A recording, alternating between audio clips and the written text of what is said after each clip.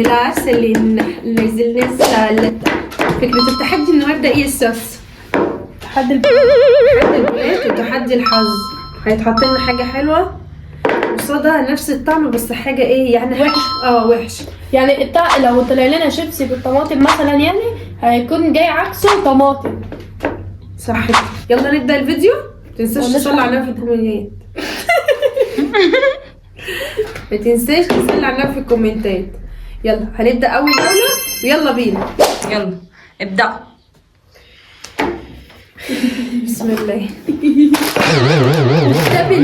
وكتاب الله حاسه ان انت هتحطي خل وملح. وكتاب الله حاسه ان انت هتحطي خل وملح. يلا. طب بالنسبة ان انت طلع لك الشيبس وانا طلع لي لا الخل مش مشكلة عادي هاكل.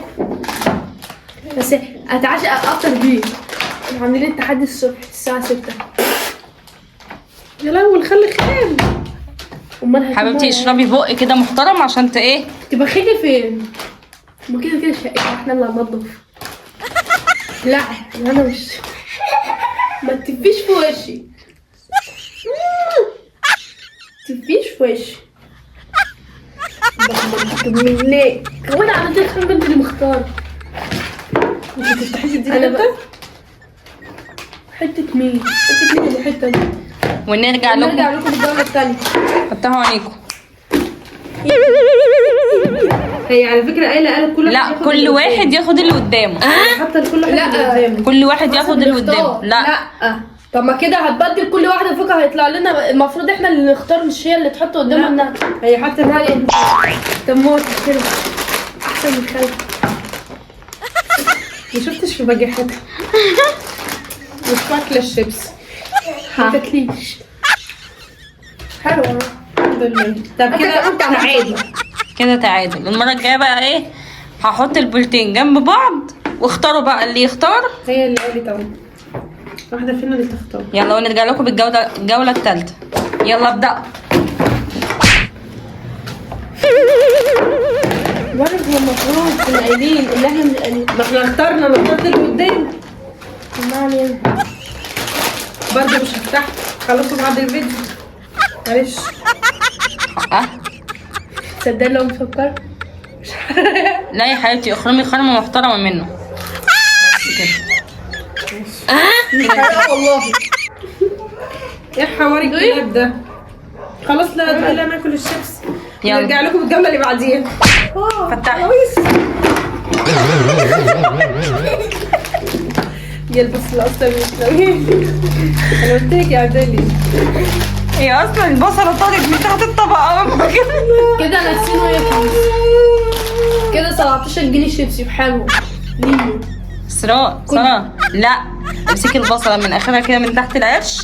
تمام. تحت ايه؟ ايه ده؟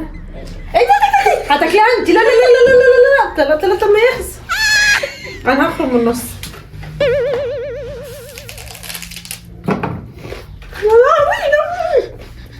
حلوة ومفيدة.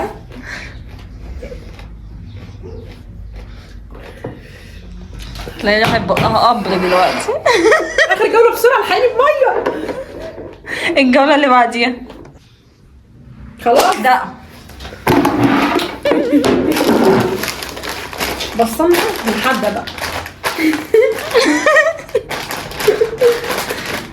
اعمل بسرعة ان مش لاقي حاجة. كده 27 جنيه شيبسي. حلال عليا. طب فهموهم الاول طعم ايه ده وطعم ايه ده. لا ده فراخ بالاعشاب فده طعم الفراخ بالتوابل.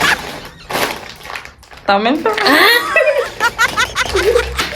طعم التوابل بالفراخ. انا كده غير اقتنعت. تتبيلة انا ضحكوا عليا يا جماعة. كنا قاعدين مع بعض فماما انا بقول لهم هو الجو حر قوي كده ليه؟ فلقيت الزرار بتقول لي قلت لها اصل انا لابسه البنطلون. وانا كخروف اقتنعت قايمه افتح الشباك عشان يقوى علينا اللي هو ازاي انا مش فاهمه. بس اني ملوك. وبكده نكون خلصنا الفيديو ونشوفكم تحدي جديد وفيديو جديد. صلوا على هناك. ويلا مع السلامة.